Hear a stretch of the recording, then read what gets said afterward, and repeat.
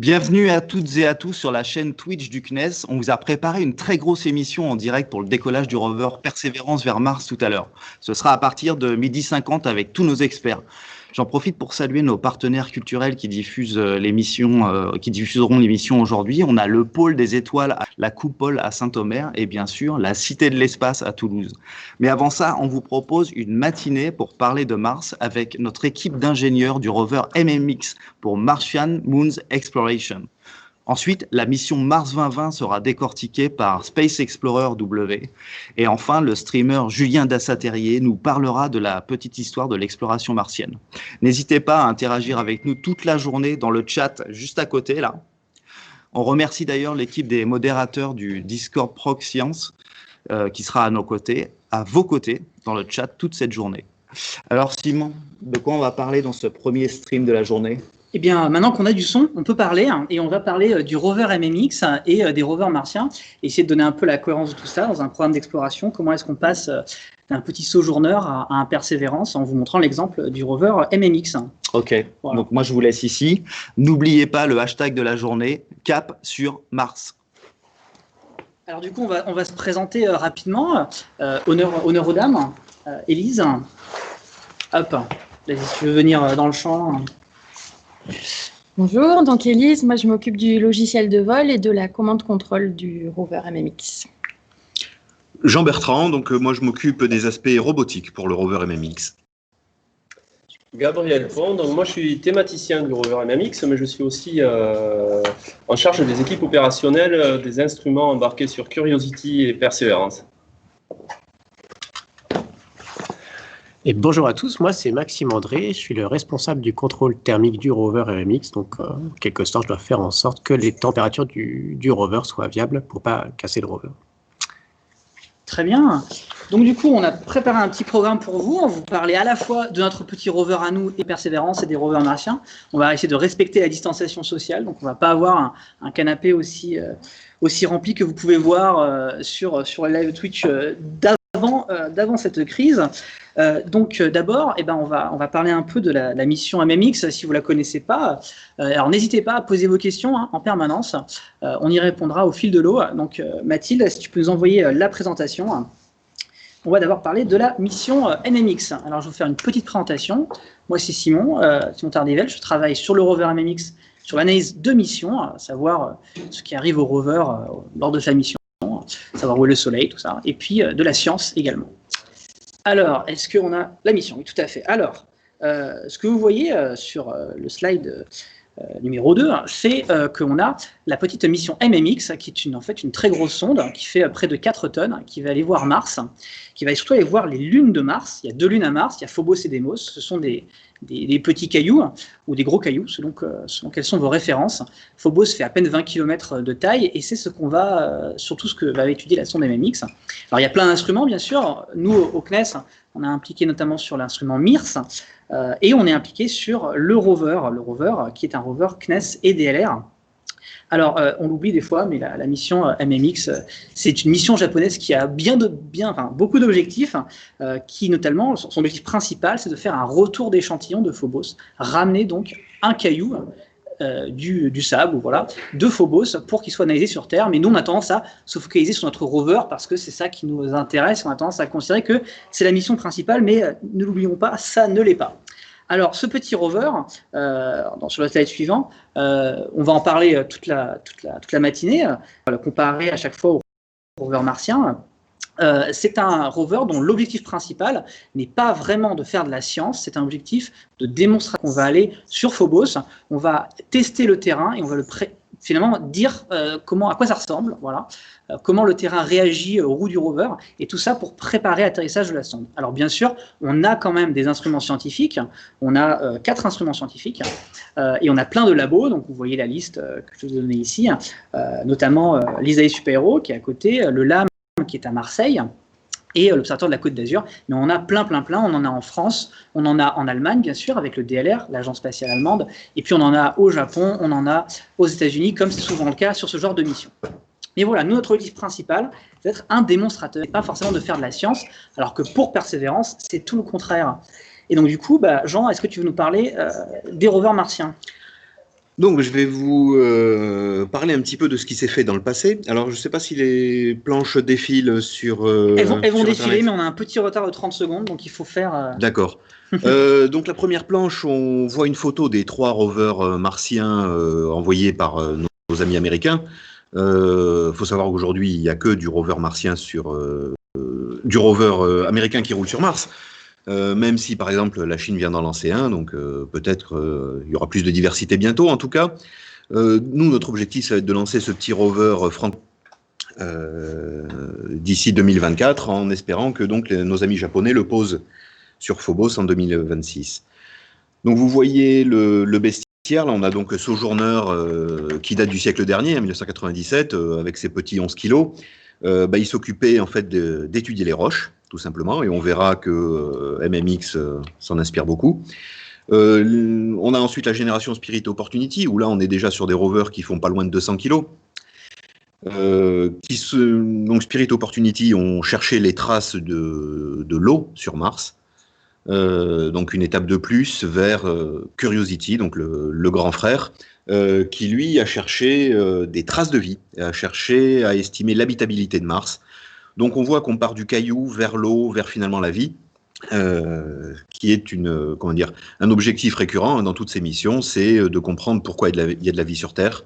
Donc les 3 rovers américains ont servi à ça. Et Perseverance va aller encore plus loin, puisque lui va chercher vraiment la vie. S'il y en a, il la trouvera. Ouais. Excuse-moi, tu as parlé de Curiosity au passé, là, mais il est toujours en activité, hein, ça fait 8 ans qu'il est sur Mars, et donc il cherche toujours Curiosity, et donc, et notamment il y a les équipes opérationnelles du CNES là, qui bossent sur l'instrument CamCam depuis 8 ans, ça relâche. Voilà. Et il a plus que largement rempli sa mission. Exactement. Et je ne l'ai pas dit. Hein, c'était 2 ans terrestres et on en est à 8 ans. Là, autant les traces d'eau ont effectivement été trouvées par les 2 Spirit Opportunity, les preuves d'habitabilité ont été trouvées par Curiosity. Donc on essaye de comparer un petit peu notre rover MMX à ce qu'ont fait les Américains. Donc vous voyez devant nous, là, il y a une maquette du rover MMX. Bon, le design date un petit peu, il ressemble plus exactement à ça, mais elle est presque à la taille 1. À quelques millimètres près à droite à gauche, vous voyez ce que je manipule, c'est à peu près de la bonne taille. Donc si on regarde le rover américain Sojourner, donc on voit qu'il faisait 11 kg, 60 cm par 50, quelque chose comme ça. On voit que le rover MMX fera pas loin du double. Évidemment, quand on lui déplie ses panneaux solaires, hein, il est bien plus large. Hein. La caisse fait à peu près le double de celle de Sojourner, et donc le poids est de l'ordre du double. J'ai indiqué aussi les puissances. Maxime vous en parlera bien mieux que moi un petit peu plus tard, mais on voit également que la puissance du rover MMX, j'ai mis un chiffre, Maxime ne sera pas d'accord, 30 watts, grosso modo. En moyenne, s'il fait beau, si on a de la chance, s'il pleut pas, bon. Donc on voit qu'on est juste 2 fois plus que Sojourner, on est quand même donc à peu près 5 fois moins que Spirit Opportunity. Et j'ai pas fait le calcul pour Curiosity, mais vous comprenez qu'on n'est pas dans la même catégorie de mission. Tout à fait. Ben donc on va enchaîner maintenant sur les sujets atterrissage, qui est notre grande frayeur à chaque fois pour les rovers martiens. Il y a 2 moments où on peut avoir peur. Il y a quand on lance, et puis terrible, parce qu'en en croisière, en général, tout va bien. Et nous, on a une méthode d'atterrissage un peu particulière. Alors d'abord, on va voir la méthode d'atterrissage des rovers martiens américains, donc. Et n'hésitez pas avec vos questions, hein, on les prend au fil de l'eau, encore une fois. Donc, allez-y donc. Donc, qu'ont fait nos amis américains déjà, première chose, il faut savoir qu'ils ont échoué. Mars est cruel. Donc là, on a parlé des missions qui ont réussi. Hein, les rovers ont réussi. Merci. Merci le sort. Mais il y a quand même pas mal de missions martiennes qui ont échoué. Donc, alors, pour leurs rovers, les Américains, ils sortent la grosse artillerie, évidemment. Hein, c'est eux les précurseurs dans le domaine. Et ils ont démontré leur capacité à réussir les atterrissages. Comment ils s'y prennent? Ils mettent toute la panoplie. On a un parachute, des rétrofusées, des airbags, une capsule. Donc ça, c'était le cas Sojourner Spirit Opportunity. Donc on voit une photo des airbags. Hein. Si vous distinguez, il y a un homme à côté des airbags. Vous voyez quand même qu'on est dans du sérieux. On voit également la capsule qui s'est dépliée une fois arrivé sur Mars. Alors je vais vous dire, sa forme tétraédrique permet qu'après déploiement, forcément sa base est au et vous avez ça. C'est-à-dire que la capsule assure le fait que le rover sera debout. Et donc sur Curiosity et Perseverance, qui va décoller bientôt, ils ont fait encore plus fort, ils ont fait ce qu'ils appellent le Sky Crane, une grue volante qui va léviter à quelques dizaines de mètres du sol martien et descendre le gros rover sous câble, un rover de 900 kg, et ils arrivent à stabiliser le vol avec des rétrofusées. Donc là, gros respect pour ce que savent faire les Américains. On n'a pas autant d'ambition, et donc vous allez voir que la solution du rover MMX est malgré tout assez originale. Voilà, alors, qu'est-ce qu'on fait pour le MMX? Next slide. On fait rien. Et oui, on fait rien. C'est-à-dire que la sonde japonaise va nous amener à proximité de Phobos, elle va se rapprocher très très près. Elle va se rapprocher à une centaine de mètres de la surface de Phobos, et elle va nous jeter comme une pierre. Et alors, est-ce qu'on est fou ou est-ce qu'on a une astuce? Un petit peu les deux.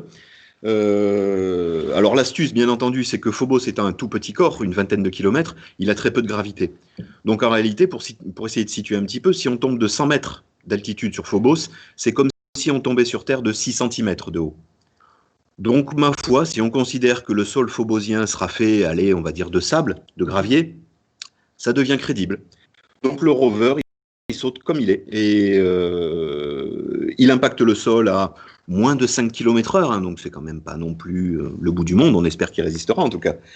Par contre, le souci, c'est que quand la NASA parle des 7 minutes de terreur, les 7 minutes entre le moment où ils perdent le contact avec leur atterrisseur et le moment où l'atterrisseur à la surface de Mars leur dit coucou, nous, ça va être 7 heures. 7 heures tout simplement.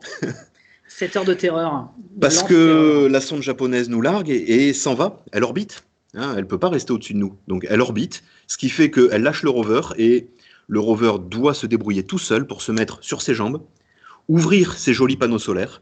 7 heures plus tard, la sonde japonaise reviendra et lui fera coucou. À ce moment-là, le rover répondra, on croise les doigts en tout cas, et nous, on aura des nouvelles de notre petit engin seulement 7 heures après le largage par la sonde japonaise. Alors tu vas nous montrer comment il se redresse, le petit. Et oui, donc, puisque... hop là, va montrer avec la maquette qu'on a. Maxime, si tu peux t'occuper de la gestion de la caméra pour montrer ce qu'on va voir. Et pendant ce temps, je prends une question qui avait été demandée par Ludovic. Pourquoi est-ce qu'on a des pieds si hauts? Alors en fait, les pieds si hauts, ils vont piquer avec ce que Jean va vous montrer à l'instant. C'est plutôt pour ça qu'ils sont si hauts. Et on ne s'attend pas à ce qui est full caillou en fait. On s'attend à ce qui est assez peu de cailloux finalement. On croise les doigts parce que s'il y a beaucoup de cailloux, on va avoir un peu de mal. Vous allez le voir. Donc ça, c'est un champ de cailloux tel qu'on l'imagine. Alors, les cailloux ne sont pas hémisphériques dans la vraie vie, mais c'est plus simple à imprimer. Et donc, voilà Jean qui va nous montrer comment le rover va se redresser. Donc voilà la manière dont il tombe. N'importe comment. Il va impacter le sol, donc à peu près dans n'importe quelle position. Alors je vais tenter quand même qu'on puisse vous montrer. Hop, voilà. Mon rover posé sur le sol phobosien. En fait, pourquoi il a des jambes aussi longues? Parce qu'il va les utiliser pour faire son auto-redressement. Alors, la version la plus simple, évidemment, ce serait comme ça. Il est posé, vous voyez ses petits yeux. Donc, il est posé sur son ventre. Il va déplier ses jambes, hop, et se mettre debout. Le voilà en position idéale pour ouvrir ses panneaux solaires. Ils n'y sont pas là. Évidemment, ça c'est la solution la plus facile. Il y a aussi les autres. Donc, hop. Imaginons que le rover, donc quand il tombe, comme pendant la chute, il est replié. Pendant toute la croisière, en fait, il a cette position dans laquelle les jambes sont rangées sur le corps du robot. S'il est sur le dos, en fait, il va faire exactement la même chose. Mais qu'est-ce qui va se produire? Comme il fait tourner ses jambes prennent appui sur le sol et la caisse bascule. Il ne lui reste plus qu'à tourner ses jambes arrière et de nouveau, il peut se mettre debout. Et ça, c'est valable sur la face avant, sur la face arrière, sur le dessus, sur le dessous. Alors, s'il est sur le côté, il y a d'autres astuces. Ce n'est pas représenté sur cette petite impression 3D, mais s'il est sur le côté, il a une petite palette à l'arrière du rover qui va venir pousser sur le sol juste pour le faire tomber sur une autre face. Dès l'instant où il est sur une autre face, l'auto-redressement devient facile. Voilà l'astuce. Alors, on a aussi une question du chat qui nous demandait est-ce qu'il y a toujours une course à l'accès vers Mars? Alors, moi, au CNES, je ne vois pas de course. Je pense qu'on a tous envie d'y aller parce que c'est intéressant. Je ne sais pas, Gabriel, si tu as un commentaire sur la course à l'espace que se livrent les nations. Oh, ben Mars, c'est quand même une planète très intéressante, et c'est vrai qu'on voit cette année qu'il y a beaucoup de pays qui ont envie d'y aller, qui essayent d'y aller. Alors, tu vas peut-être expliqué déjà dans le Twitch l'autre jour l'histoire d'orbite. Pourquoi en ce moment il y a tant de missions qui décollent Tout à vers fait. Mars. Lundi, on parlait de pourquoi est-ce qu'on lance en juillet, pas en août ni en juin. Voilà, donc je vous conseille d'aller revoir le Twitch qu'a fait Simon l'autre jour, mais rapidement, du fait des orbites martiennes et terrestres, eh ben, en fait, tous les 26 mois à peu près, on est dans une configuration optimale pour lancer un objet vers Mars le plus simplement possible. Voilà. Ensuite, il y a la volonté à la fois américaine et chinoise d'envoyer un jour l'homme vers Mars. Il y a une volonté européenne aussi, mais qui est certainement moins affichée, en tout cas d'un point de vue politique. Mais voilà, je ne sais pas si j'ai répondu. Ah, mais c'est très bien, très bien. Et donc, du coup, on va passer, je pense, aux opérations, s'il n'y a pas d'autres questions, avec Élise, qui va nous parler des opérations et de l'opérabilité, ce qu'on appelle l'opérabilité du rover MMX, qui est un peu compliqué, et le contraste qu'il y a avec les rovers martiens. D'ailleurs, je sais qu'avec Gabriel, ils vont avoir à discuter, puisque Gabriel pense que les opérations et l'opérabilité du rover martien est aussi difficile, mais nous, on pense que c'est quand même vachement plus facile que ce qu'on a nous. Donc, vas-y, allons-y. Donc, présente-nous, Élise, comment est-ce qu'on opère un rover martien normalement Alors, ce qu'il faut voir, c'est que donc, Mars, c'est très très loin de la Terre. Donc, la communication passe forcément par une antenne relais qui est portée par l'orbiteur.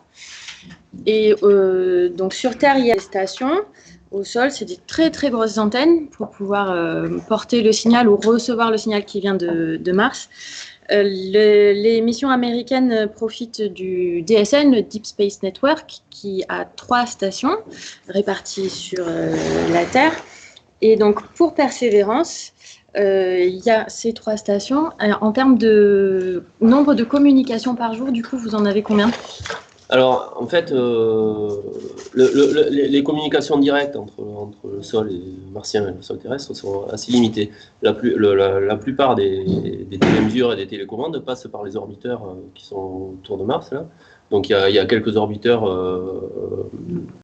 notamment américains et européens, qui sont utilisés par Curiosity, par InSight aussi, qui est toujours à la surface de Mars, qui est toujours vivant, qui va être utilisé par Persévérance.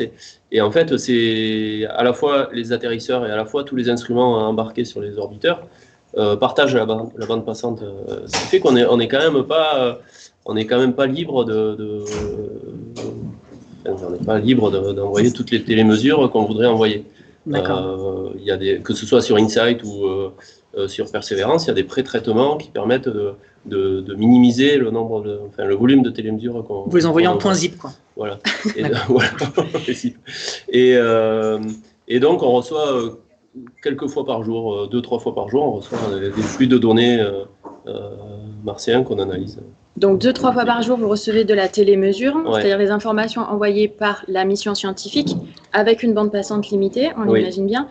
Pour envoyer des commandes vers le rover, est-ce que vous disposez aussi de 2 ou 3 slots de communication par jour ? Alors en fait, ce qu'il faut voir, c'est que nous, on est quand même derrière le JPL. Donc nous, on envoie, quand je dis nous, c'est le CNES sur MSL ou sur InSight. On envoie sur Curiosity ou sur InSight.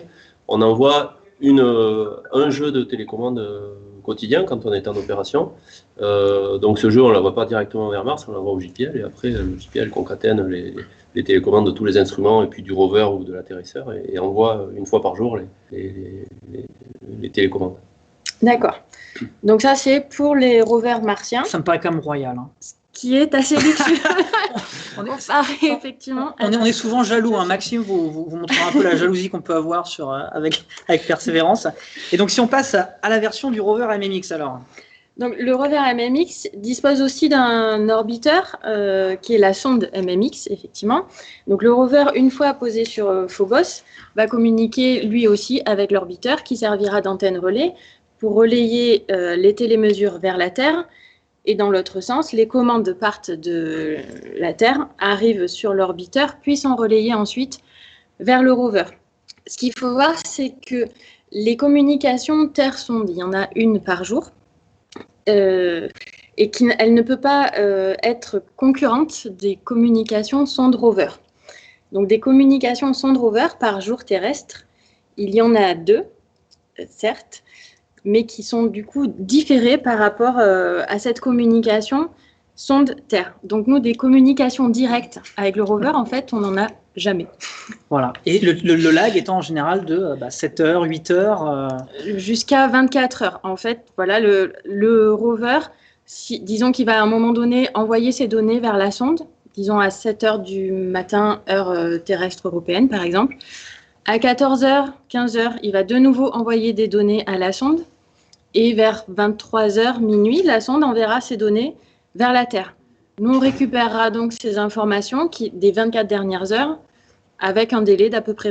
Ouais. Et on ne pourra envoyer des nouvelles commandes au rover qu'à la prochaine communication terrestre en fonction de ce qu'on aura vu. Donc 24 heures plus tard, du coup, ce qu'on appelle la boucle bord-sol, c'est-à-dire une boucle fermée entre ce qu'on a observé et si on doit envoyer des commandes en réaction à ce qu'on observe, elle est d'à peu près 48 heures. Ce qui suppose du coup de mettre pas mal d'autonomie à bord du rover, notamment pour assurer sa sécurité, puisque le sol ne pourra pas assurer sa sécurité. On a des difficultés de puissance, Maxime en parlera plus tard, donc il faut très rapidement que le... Bonjour. Nos collègues nous rendent visite, hein. Ils sont intéressés. Hein. Il faut très rapidement que le rover soit autonome pour se mettre en sécurité, qu'il n'attende pas une réaction du sol pour lui dire ce qu'il doit faire. Donc c'est ça qu'on appelle l'autonomie. Pour ça, il doit être absolument autonome. Voilà. Donc avant qu'on passe à l'autonomie, on avait une question de Elodie31 qui demandait est-ce que les communications sont sécurisées avec les rovers sur Mars, ou est-ce que n'importe qui, en braquant une antenne, pourrait envoyer des ordres à notre petit rover, ou alors à Persévérance? Alors, il faudrait passer par la communication JAXA, puis par la nôtre. Il y a tellement de protocoles qu'à mon avis, voilà, ça ne peut pas s'improviser. Je ne sais pas ce que tu en penses. Il n'y a pas de chiffrage. Il n'y a effectivement pas de chiffrage pour sécuriser la communication. Par contre, voilà, il y a des protocoles CNES, des protocoles européens, des protocoles japonais ensuite qui viennent se greffer, puis on les détricote à l'envers. Ça revient presque à un chiffrage, mais on n'en est pas là. Je ne sais pas pour les autres missions. Oh, ben les communications sont chiffrées. Ce qu'il faut voir, c'est que quand on bosse avec les Américains, on se confronte souvent à ce qu'on appelle les règles guitares, c'est-à-dire des infos sur lesquelles même nous, on n'a pas accès alors qu'on travaille avec eux. Et donc, c'est le type d'information auquel on n'a pas accès. Ouais, typiquement. Alors sinon, on a aussi une question plus générale sur le rover. Quelle est la durée de vie, la durée de la mission du rover? On a visé 100 jours, et c'est la durée de vie de sojourneur, en fait. Enfin, c'est la durée qui était visée, je crois que c'est 30 jours. Ils sont arrivés à 100 jours. Donc voilà, on vise la même chose que pour sojourneur. On s'inspire des grands exemples du passé. Voilà, on espère qu'on va tenir 100 jours à la surface de Phobos. Il faut quand même savoir que le rover ne va pas tomber en panne au bout de 100 jours. Voilà. Simplement, ce qui va se passer, c'est que... on espère quand même. Hein. Non, ce qui est beaucoup plus probable, c'est tout simplement que la sonde japonaise a autre chose à faire que s'occuper de nous. Oui, parce qu'on l'oublie encore une fois, mais nous ne sommes pas la mission principale de la mission. C'est facile de l'oublier sur le rover, mais il y a toute une mission derrière qui dure 3 ans en orbite de Phobos quand même, et qui ne s'occupe pas que du rover. Ils ont des trucs à faire autrement plus intéressants. Tu veux dire qu'on ne fait pas encore comme les fabricants d'électroménagers, c'est-à-dire on prévoit la panne au bout de 100 jours. Au bout de 101 jours, hein. Exactement. La responsable assurance qualité n'est pas là, mais je suis sûr qu'elle apprécierait ce que tu es en train de dire. Et enfin, avant de passer à l'autonomie, on avait une question sur est-ce que le fichier impression 3D du rover MMX, parce que je pense qu'il y a des gens qui ont été très jaloux de la démo que tu faisais tout à l'heure, là, et ils ont envie de pouvoir le faire la même à la maison, est-ce qu'on pourrait la mettre disponible en ligne? Je pense que c'est public. Bah ouais, c'est un bout de plastique quand même qui fait 38 cm par Oui, je pense qu'à peu près n'importe qui regarde les planches qu'on a montrées tout à l'heure serait capable de le programmer lui-même en STL. Donc oui, je pense qu'on pourra donner le petit STL. Ouais, tout à fait. On demandera aussi au DLR s'ils sont d'accord, mais a priori, il ne devrait pas y avoir trop de soucis. Donc, ok, on va passer à l'autonomie, puisqu'on en a parlé. Comme on a une opération un peu difficile, on a besoin d'autonomie. Donc, du coup, l'autonomie des rovers, qu'est-ce que c'est, Élise? Donc, alors, avant de parler d'autonomie, on va d'abord parler de la puissance de calcul embarquée. On donne 3 exemples là sur les planches. Donc, vous voyez un satellite Myriad. Ce sont des satellites scientifiques du CNES. On va en lancer un d'ici la fin de l'année, on espère en tout cas. Il embarque encore un qui est un transputer T805 à 20 MHz. Donc c'est l'équivalent, pour les plus vieux d'entre nous, d'un PC 386 du début des années 90. Vous pouvez mettre un petit cœur à chaque fois que vous êtes pas né, en fait, quand on donne une date. Voilà, le chat pourra estimer la moyenne d'âge du chat avec ça. Voilà, donc c'est vrai que quand on pense projets spatiaux, complexité, c'est de l'ingénierie un peu de pointe. On imagine peut-être avoir une puissance de calcul un peu plus développée que ça. Ce qu'il faut voir, c'est que les calculateurs qu'on embarque, ils sont ce qu'on appelle spatialisés, donc blindés, etc., pour être résistants à l'environnement spatial qui est très hostile. Et du coup, quand on les spatialise, alors déjà, en plus, on les qualifie et ça coûte très cher de qualifier des nouveaux équipements. Donc, on ne va pas forcément prendre toutes les innovations tout de suite et les qualifier pour l'espace. Ensuite, spatialiser, ça coûte de l'argent et ça coûte aussi du poids et de l'encombrement. Et ça, c'est toujours aussi compliqué à embarquer. C'est encore des surcoûts liés au lancement et à la taille et au volume global de l'engin spatial. Et d'ailleurs, il y a une question qui nous vient, c'est quoi les langages informatiques qu'on utilise en général et sur le rover en particulier, quel langage? Alors, c'est pareil, puisqu'on a une capacité de calcul qui est assez faible comparée à l'ambition souvent de l'objet, on va avoir des langages encore assez bas niveau, donc c'est beaucoup du C, par exemple. D'accord. Je continue. Donc, si on prend Persévérance, son processeur, il est à 200 MHz. Donc là, c'est l'équivalent, c'est déjà un peu mieux, d'un Pentium 1, à peu près 1996.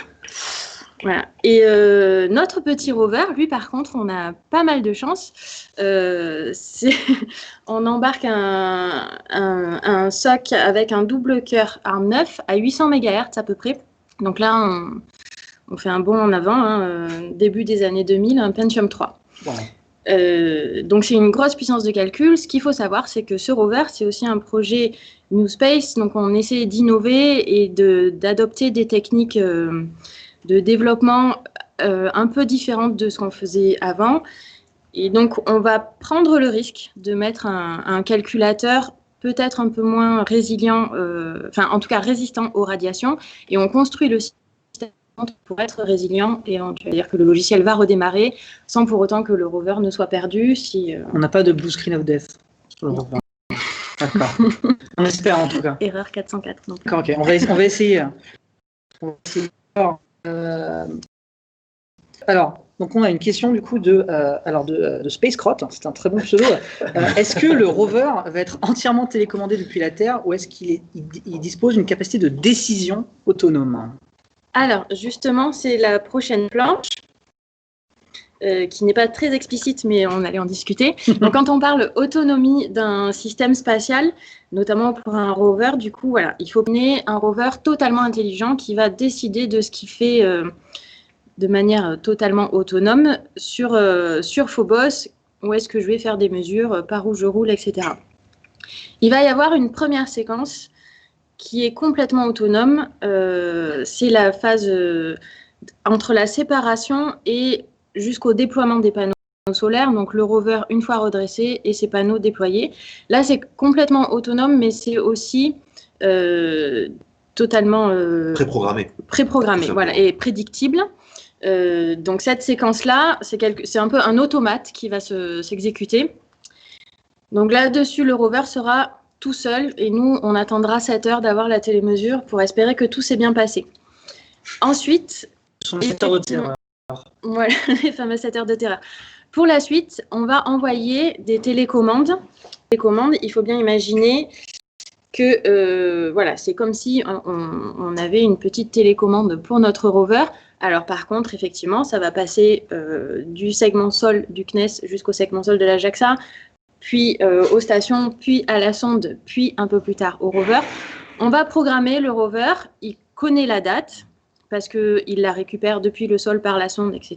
Il connaît approximativement la date au sol terrestre, il a à peu près la même à son bord, et donc on va lui dire, tel jour à telle heure, on voudrait que tu te mettes à rouler et que tu fasses... soyons fous, 1 mètre. Non, on pourrait faire 3-4 mètres quand même. Faut pas, voilà. 1 mètre, c'est au moins. On a une ambition. Donc ça, ce sont des km/h, tu dis. il fait combien par séquence par jour, l'objectif, c'est si on parle Curiosity par exemple, Ouais. là, il a fait un peu plus de 20 km en 8 ans. Donc Ça- et en en par moyenne jour, par hein. jour, ça fait pas beaucoup. L'autre jour, il a fait 100 mètres, c'était le record. En fait, on est dans le même cas, que ce Ouais. soit sur Curiosity ou Persévérance. La seule séquence complètement automatique, c'est les 7 minutes de terreur, là, c'est pas 7 heures. Alors sur Persévérance, il y a une petite amélioration par rapport à Curiosity, c'est-à-dire qu'en fin de phase d'atterrissage, Persévérance va être, en fonction des analyses d'images qu'il va faire du sol, il va être capable de se détourner un peu pour atterrir dans une zone un peu plus sympa qu'un caillou, par exemple, qu'un gros rocher. Mais après, on est un peu dans le même cas, c'est-à-dire qu'on pilote au jour le jour le rover. Alors sur Persévérance, il va y avoir un peu de navigation autonome qui va être qui est embarqué en termes au titre de démonstrateur. Mais on est quand même dans un cas où aujourd'hui on analyse les données de la veille, où on programme éventuellement les mouvements du rover du lendemain, et puis on analysera 2 jours après ce qui s'est passé, toujours dans des limitations. Donc là encore, en fait, relativement peu d'autonomie au sens où on peut l'entendre avec tous les jours. L'autonomie de décision, en tout cas, elle n'est pas vraiment... La programmation en mission, ça reste le sol qui décide, nous, pour les instruments scientifiques, des points d'intérêt et donc de ce que doit nominalement faire le rover. Là où il doit être autonome, c'est sur les phases un peu critiques et dangereuses. Donc il y a la phase de séparation, de descente et de redressement. Mais il y a aussi, en cas d'anomalie, on l'a dit, le rover a quelques petits problèmes de puissance. Donc il faut absolument qu'il puisse être autonome pour se mettre en sécurité. Donc c'est ce qu'on appelle la FDIR, Failure Detection, Isolation and Recovery, c'est-à-dire qu'en cas de problème, il va tout seul décider de se mettre en sécurité, donc d'interrompre la programmation mission, de trouver une position qui optimise le pointage de ses panneaux solaires vers le soleil, quand le soleil est là. Voilà. Et en cas de redémarrage, par exemple, du logiciel de vol également, on va essayer de minimiser l'impact pour ne pas perdre toute la mission, puisqu'on l'a dit, on a une mission assez courte de 100 jours terrestres, avec une boucle sol-bord qui est quand même de 48 heures. Voilà, donc si au moindre redémarrage du logiciel qui a une probabilité non nulle, on perd toute la mission, toutes les informations, c'est compliqué. Du coup, on va mettre de l'autonomie là-dessus pour essayer d'avoir des points de reprise au moins. C'est ce qu'on appelle l'autonomie bord. Donc, on n'a pas un rover qui est totalement autonome. Du fait de la boucle bord-sol qui est assez longue, on n'a pas non plus comme si on était sur le rover et qu'on le commandait en temps réel ou presque. On s'approche plutôt d'une voiture télécommandée, mais avec donc un délai de transmission très très long entre le segment de sol de contrôle et le rover. Voilà. Très bien, c'est super. On va passer à la thermique. On a quelques questions. Tu as un petit peu répondu, mais pourquoi est-ce qu'on n'a pas mis un Raspberry Pi ou autre machin super puissant? Pourquoi on n'a pas mis mon téléphone, par exemple, sur le rover? Qu'est-ce qui se passe si on met mon téléphone sur le rover? Alors, on aurait pu se la jouer complètement déglingo et mettre vraiment un calculateur pas du tout qualifié. Le calculateur qu'on met à bord du rover, il a quand même déjà volé sur des missions spatiales, certes pas martiennes, mais il a déjà volé et donc on sait qu'il se comporte bien. Parce que ce truc-là, il va rebooter en fait toutes les secondes si on est dans l'espace, en gros. C'est un peu le C'est peut-être exagéré, toutes les secondes, mais il planterait plusieurs fois par jour. Et en réalité, il durerait pas longtemps à cause de la thermique, tout simplement. Un processeur de Raspberry Pi, dans l'air, déjà, il faut lui mettre un petit radiateur. Alors sur Phobos, il y a très très peu d'air, voire en fait pas du tout. Ce qui fait que un processeur classique du sol, qui serait vraiment pas prévu pour l'espace, en fait, il va cramer en 2 jours. Et puis la thermique, elle est déjà très très compliquée sur ce tout petit On va demander à rover. Maxime ce qu'il en pense, s'il doit maintenir le machin à plus ou moins 5 degrés avec un petit ventilateur là. Il va adorer. On a aussi une question qui dit qu'est-ce qu'on fait pour en fait blinder quels matériaux sont utilisés contre les rayonnements de Weber? Je ne sais pas. Les rayonnements qui nous occupent, nous, c'est des rayonnements radioactifs. C'est-à-dire, c'est par exemple le Soleil va envoyer un vent de particules en permanence dans le système solaire. Ce vent de particules il est composé d'électrons, de protons, de tout un tas de cochonneries. Si ça traverse ces composants, en fait, ça leur fait très très mal. Il y a même encore plus dur, c'est les rayonnements cosmiques. Imaginons que une étoile a explosé de l'autre côté de la Voie lactée. Il se trouve qu'à un moment donné, les particules que cette explosion a émises vont arriver à proximité de la Terre. Et ces particules sont tellement puissantes qu'un atome peut traverser tout un satellite. Donc si ça traverse un composant, en fait, une particule qui traverse un composant peut le faire brûler, définitivement, donc il est détruit. C'est toute l'expertise des fabricants de composants électroniques pour l'espace, de faire en sorte que si la particule traverse le composant, il soit protégé contre les effets destructeurs. Et d'ailleurs, tu as répondu, mais l'environnement de Phobos, il est plus proche de l'environnement que subit un SAT-GEO ou un rover martien? C'est plutôt un rover martien.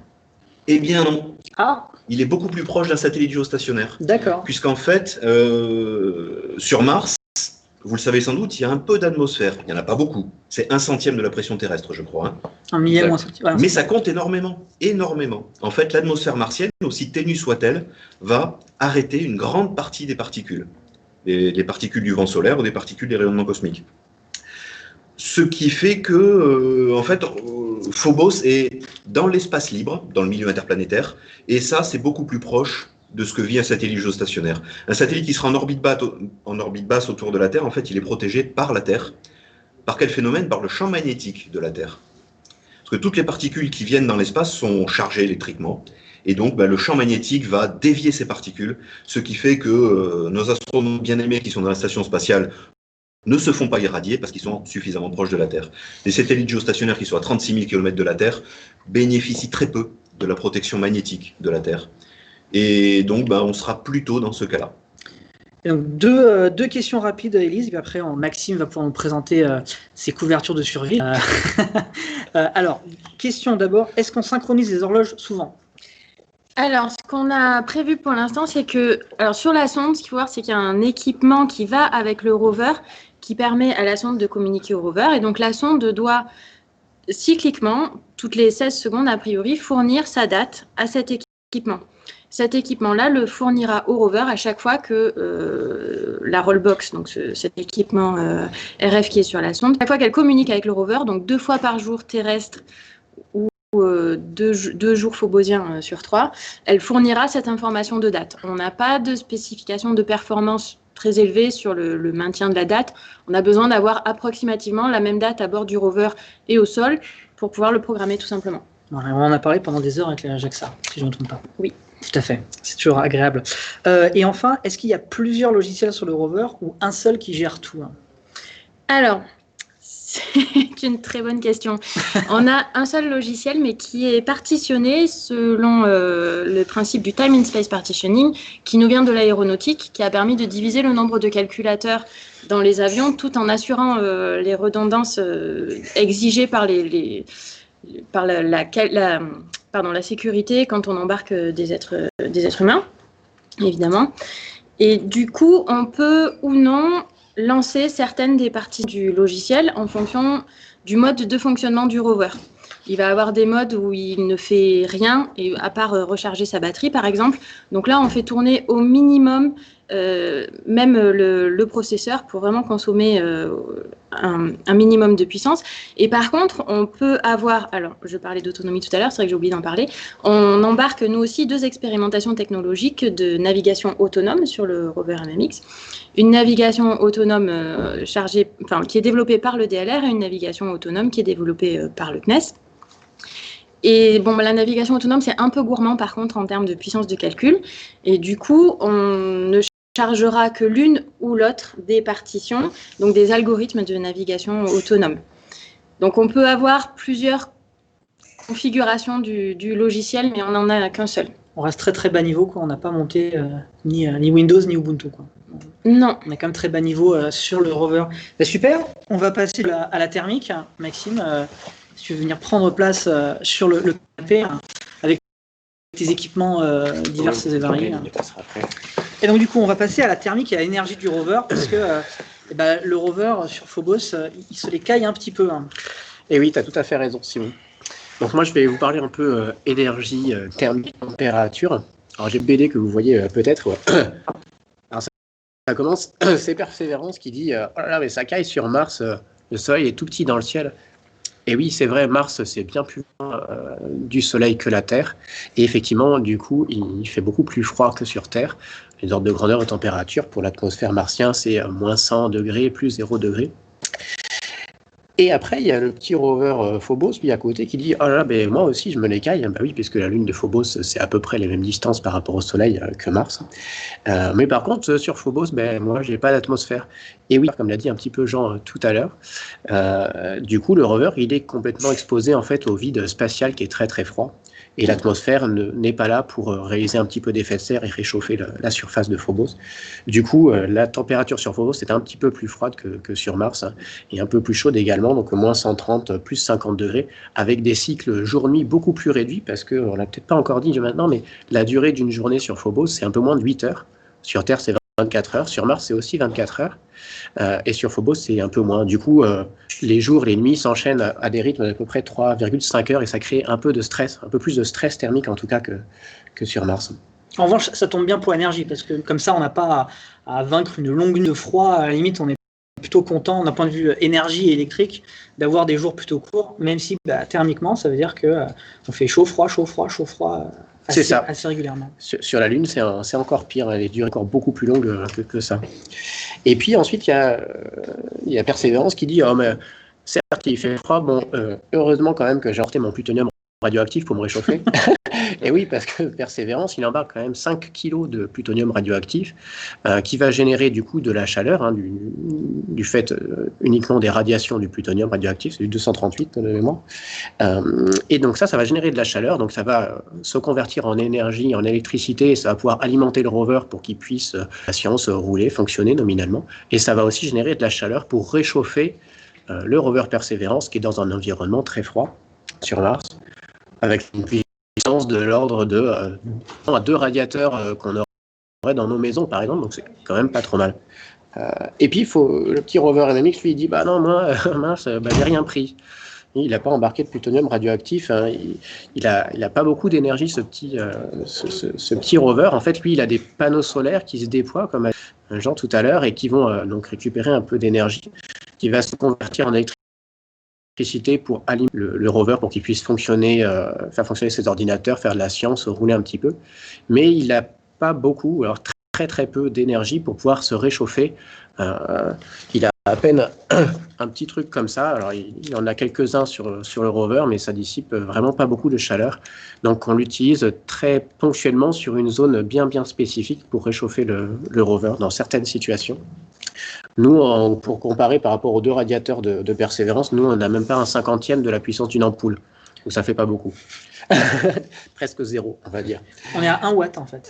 Ouais, c'est ça, en moyenne, ouais, dans des cas vraiment très très froids. Et après, quand il fait plutôt chaud, parce qu'on est en face du soleil, parce que le rover, il fonctionne, et bien là, on n'a pas trop besoin de le réchauffer. Peut-être tu peux décrire un peu ce que tu as montré là, parce que je suis pas sûr qu'à l'écran ça passe. Ah oui, tout à fait, ouais. Si quelqu'un peut l'amener peut-être plus près de la caméra, ça tu peux montrer ce qu'on voit un peu mieux. Hein. Ça, c'est tout simplement ce qu'on appelle un réchauffeur. Donc, c'est une résistance électrique. On fait parcourir un courant électrique dedans. Et le courant circule dans tout le petit circuit électrique. Et par simple effet Joule, eh bien, ça dissipe de la chaleur, en fait. Voilà, donc c'est assez pratique, mais ça consomme de l'électricité et on n'en a pas beaucoup sur le rover. Tu aimerais bien qu'on ait une petite pastille de plutonium, hein. Ça te changerait la vie. Ouais, c'est ça. Mais bon, nous, c'est des problèmes politiques. Hein. Il me semble qu'en France, en Europe, on s'interdit ces concepts-là pour des raisons de sécurité, bien que les Américains et que les Chinois l'utilisent, hein, en mettant en œuvre tous les moyens de fiabilité nécessaires pour éviter que si la fusée n'explose dans l'espace, aux abords de la Terre, il y a des retombées radioactives et de la même façon pour ne pas polluer l'espace martien. C'est-à-dire c'est une fusée japonaise et il paraît qu'ils sont un peu sensibles sur tout ce qui arrive. Tout à fait. Il paraît, ouais. Et est-ce que, alors du coup, on demande pourquoi est-ce qu'on ne met pas de MLI finalement? Pourquoi on ne met pas de MLI sur le rover? Tout à fait, c'est pour ça qu'à la fin, le petit rover, il dit moi, j'ai pas d'énergie, je peux pas me réchauffer, mais en plus, j'ai pas de couverture. Et oui, en fait, parfois, dans les engins spatiaux, la plupart du temps, on met ce qu'on appelle des MLI, ce sont des couvertures de survie, et c'est vraiment la même chose que ce que mettent les pompiers sur les gens qui ont eu d'accident de la route. Il y a une petite couverture un peu dorée, là, j'ai un petit échantillon, je vais vous le montrer. C'est la même chose, mais en un peu mieux, à la limite. C'est ça, c'est la même chose, mais en plus performant, en fait. Donc c'est un petit matelas qui peut faire n'importe quelle taille, plusieurs mètres carrés, quelques centimètres carrés, qui est très très souple qui est très léger et qui permet de faire comme un écran en fait par rapport aux conditions environnementales qui sont très très froides dans l'espace. Et c'est du multicouche en fait, un empilement de... Ouais, exactement. C'est ça, c'est un empilement de plusieurs couches.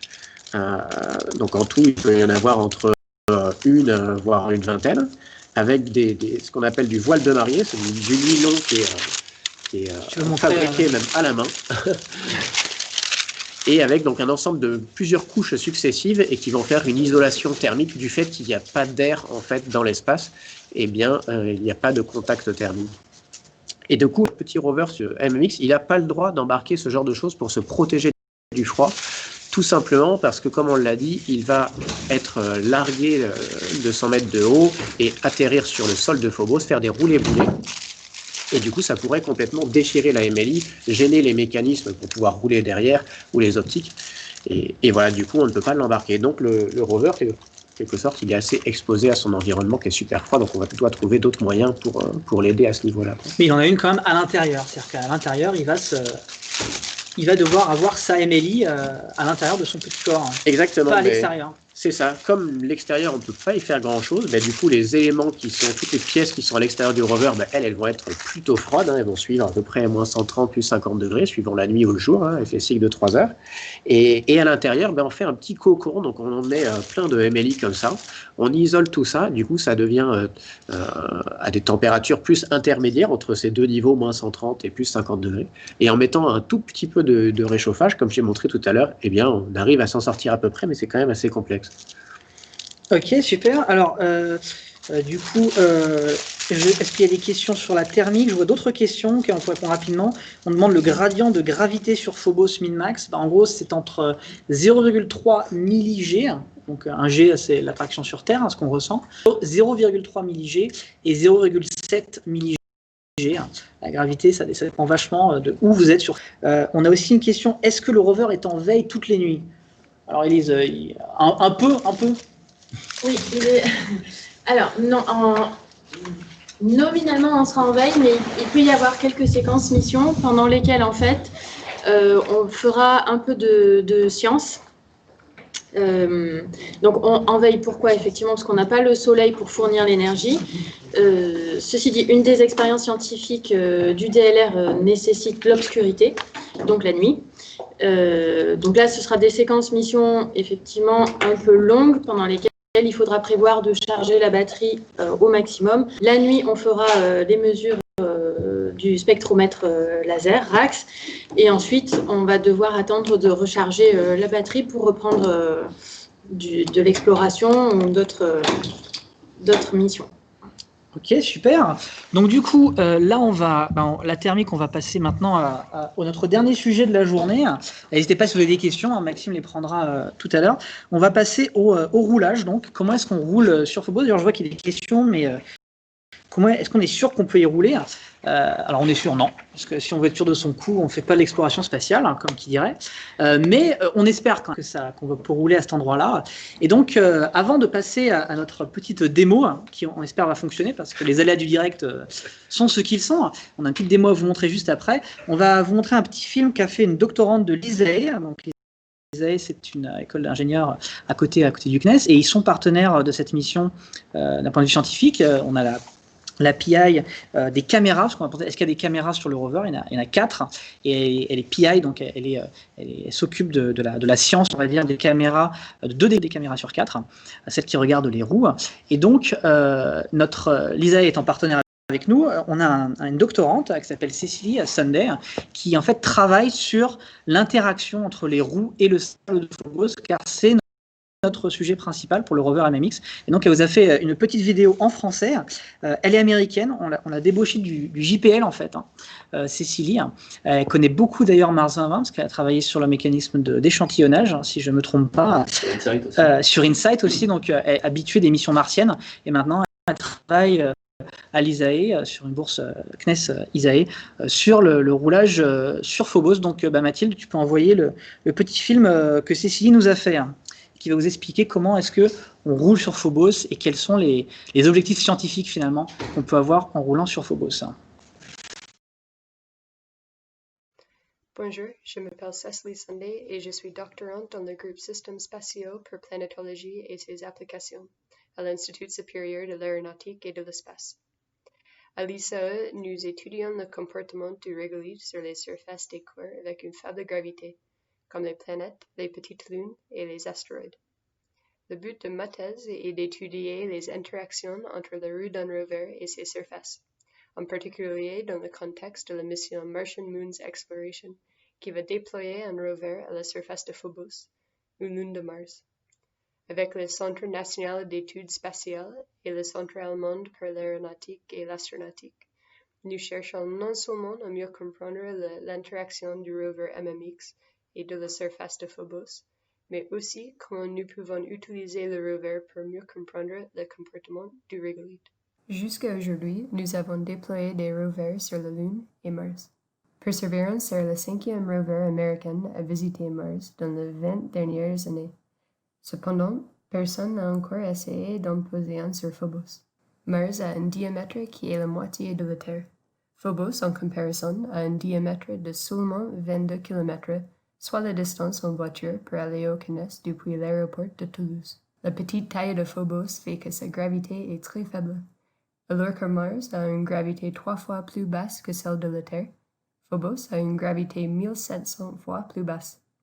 C'est important car c'est la gravité, avec la forme des roues, qui permettent au rover d'accrocher à la surface et d'avancer. Avec une gravité si faible, utiliser un rover dans ces conditions pose un problème technique très intéressant.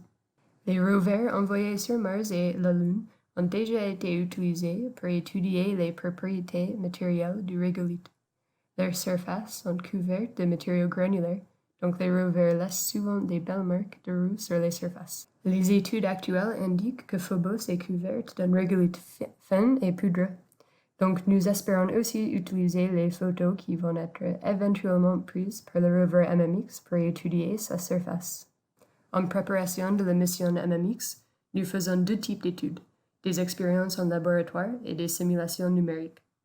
Les roues de rover Perseverance ont été testées au Jet Propulsion Laboratory pour vérifier qu'elles étaient assez solides pour traverser les terrains trouvés sur Mars.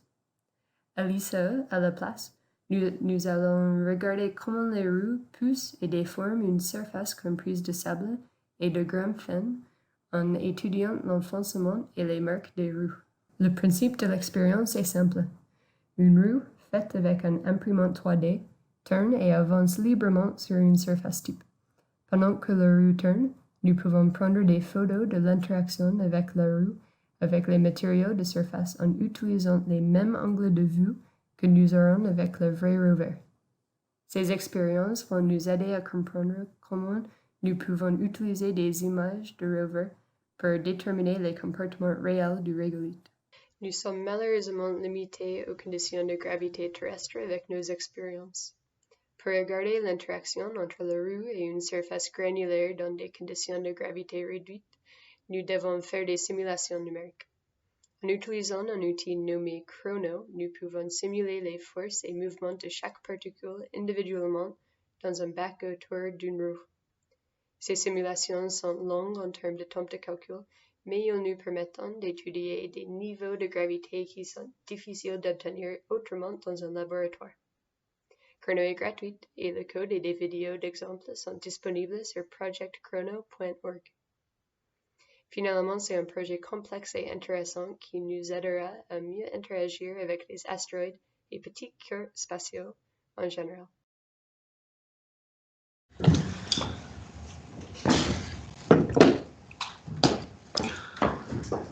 Donc, on va reprendre sur une petite démonstration consacrée à la locomotion de notre rover. Donc, on vient juste d'en parler. Ça va pas être facile de rouler sur Phobos. J'espère que Cécilie a su vous démontrer que, malgré tout, on pense que ça n'est pas impossible. Mais c'est pas tout. Rouler, c'est bien, c'est important, mais il y a d'autres différences. Donc là, j'ai un magnifique modèle de Curiosity qui est fait en Lego. Et donc, vous voyez à quel point il est magnifiquement articulé.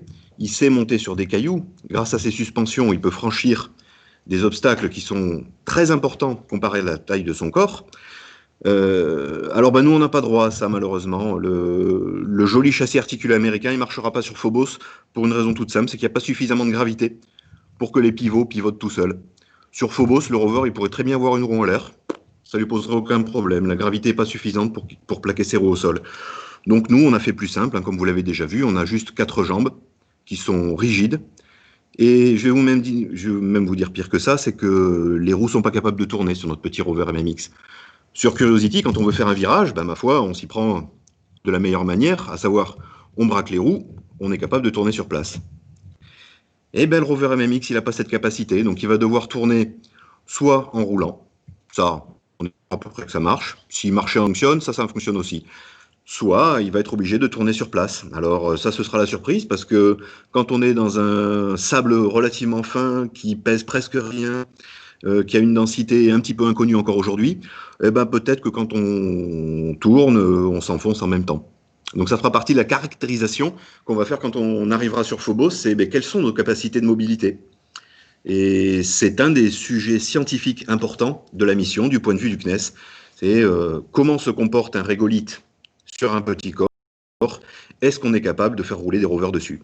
Et il se pourrait bien que notre petit rover MMX soit l'ancêtre de toute une série de rovers qui suivront et qui permettront la colonisation peut-être un jour de Phobos. Voilà, on va loin là. Et oui, mais nos amis américains y pensent.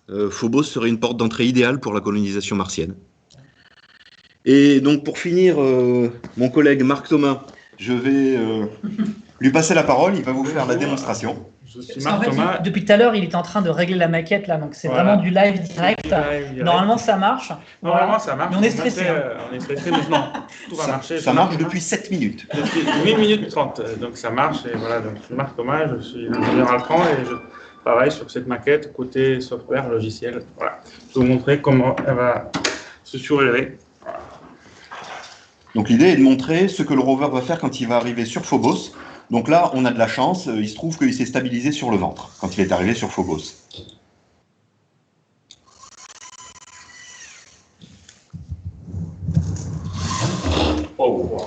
Et voilà. Et voilà. Donc le robot, normalement, devra rouler. C'est la prochaine étape de notre... Là, il ne lui resterait plus qu'à déplier ses panneaux solaires. Voilà. C'est accéléré là, c'est pas réel. Eh oui. C'est une vitesse terrestre. Oui, il va décoller sinon. Et Simon expliquerait très très bien que sur Phobos, le temps est ralenti d'un facteur 50. Ok. Voilà, mais non, on n'a pas 50 minutes ici. Donc la phase de levée va être beaucoup plus lente sur Phobos. Beaucoup plus lente, oui. Beaucoup plus lente. Mais la vitesse du rover sur Phobos sera de l'ordre de 1 mm/s à 4 mm/s, la vitesse de roulage. Et tout est en proportion. Et effectivement, si le rover se redressait aussi vite sur Phobos, il décollerait sans doute. Très bien. Et du coup, on va pouvoir finir là-dessus, sur cette magnifique démonstration. Alors, on est un peu avec les moyens du bord, vous savez, on n'a pas le live principal, on n'a pas la chance, cette chance-là. Donc du coup, voilà, on a vu la magnifique démo de Marc. J'ai vu que le chat applaudissait. Ouais, tu mérites ces applaudissements pour régler la maquette. On peut le remercier parce qu'elle ne marchait pas ce matin. Voilà. Alors, sur ce, c'est fini pour là. Alors, j'ai vu qu'il y a peut-être quelques questions pour vous prendre vite fait. On a une question juste avant de lancer notre prochaine émission. Est-ce qu'il y a des caloducs sur le rover? Non. Et non, on n'a pas. On aimerait bien, mais c'est pas compatible l'approche un peu Blue Space, comme disait Elise, avec les plans de développement réduits, des coûts réduits. Donc, non, effectivement, on n'a pas. Bonne question. Voilà, on n'a pas de caloduc. Il y en a sur Persévérance. Il y en a sur Persévérance, oui, pour envoyer toute la puissance de ce gros générateur à plutonium qu'ils ont. Et enfin, une dernière question. Alors, la vitesse de libération sur Phobos, on peut la calculer dans le... Alors, je vais tourner le micro parce que sinon... La vitesse de libération, c'est environ 10 mètres par seconde si on fait un calcul simplifié. Dans les faits, là où on est, pour se libérer, il faudrait avoir un peu plus quand même de vitesse que ça, parce qu'on ne reviendrait pas fort. Enfin, bon, c'est un peu compliqué parce qu'il y a Mars à côté, mais voilà, c'est l'ordre de grandeur, c'est les mètres par seconde pour la vitesse de libération. Et enfin, on a une dernière question. Comment on va réussir à s'arrêter avec la faible gravité s'il est lancé à 100 mètres de la surface de Phobos? Déjà, on espère que la JAXA nous larguera un petit peu plus bas. 100 mètres, c'est dans le contrat, mais on espère avoir un petit peu plus bas que ça. Et surtout, en fait, il va s'arrêter juste lentement, c'est-à-dire qu'il va faire des grands bonds, il va faire beaucoup de distance, mais il va finir par s'arrêter parce que la gravité pointe quand même vers le bas.